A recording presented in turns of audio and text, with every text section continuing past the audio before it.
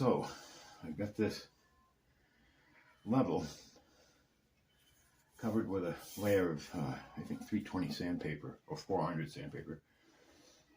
The idea about leveling frets is first you mark all the tops of the frets with a marker, like this here. Mark them all, and then start your leveling, slowly moving up and down, touching all the tops of all the frets if the neck is straight. And I got it as straight as I could. You adjust that by, there's a truss rod inside here. You adjust it by turning the truss rod to either introduce an up bow or a back bow, but you want it to be straight for this process. So, and you want to keep going until all the ink is removed from all the frets. And the thing about it is, if even only one fret, there remains ink left on one fret in one small spot, you've got to get all of the frets down to that same level, because that's your lowest spot. And the tops of all the frets have to be in the same plane, this way. They have to be in the same plane in order to perform properly.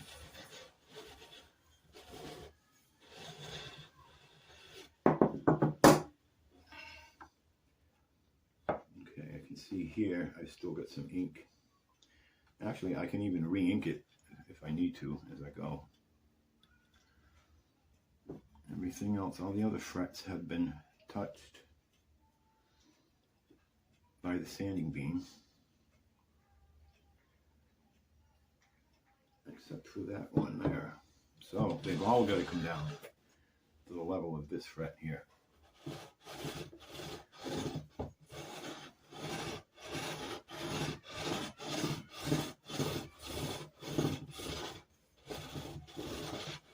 It's hard. You want to just push this along and let the weight of the thing do the work, because if you push naturally, you push in any one spot, you're going to throw the whole thing off.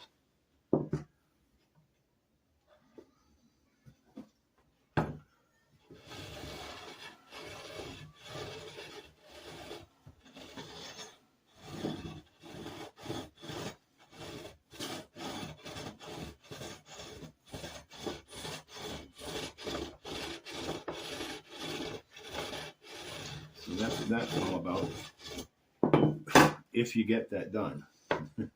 if you actually get this to work, then you need to take a ripple file,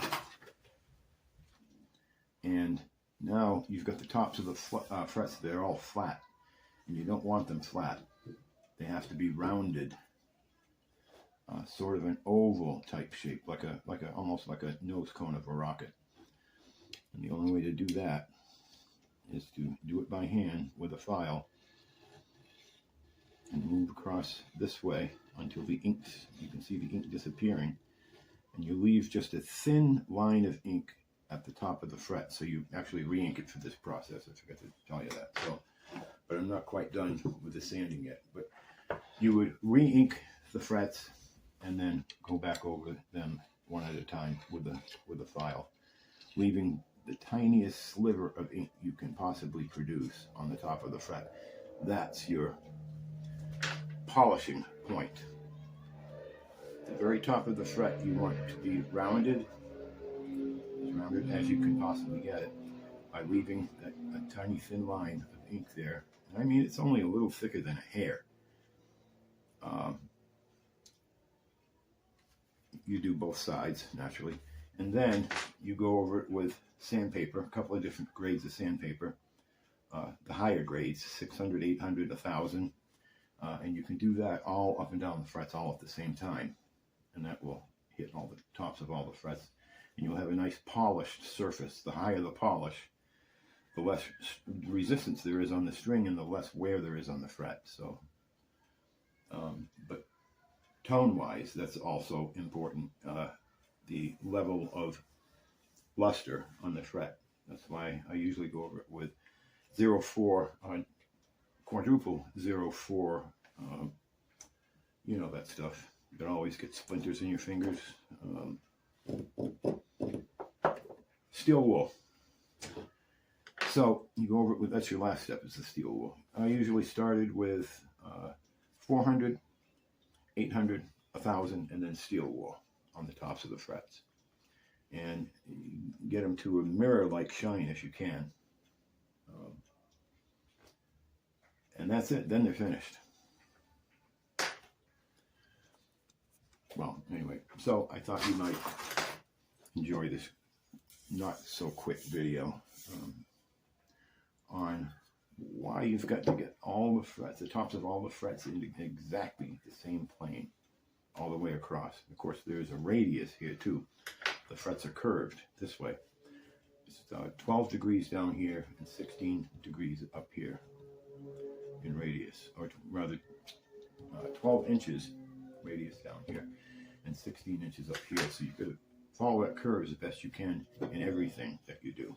So luckily, the good thing is it's a slow process, so you can see what you're doing as you go along, or what you're not doing as you go along. And I think I've got this all down here. Looks okay.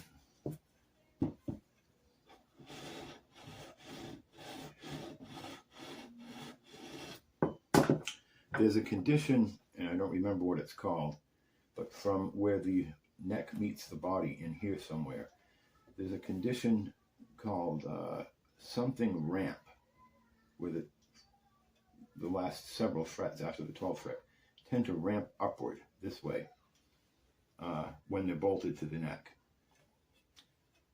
Not now, but when they're bolted to the neck. So you have to try to accommodate and adjust for that too. And I don't really, that's what I'm doing right now. I've only done it once before, and I don't really know what I'm doing here. At least I don't feel like I know what I'm doing here. But I think I've got it, because they all look the same. And that's it. Stay tuned for more boring episodes of me.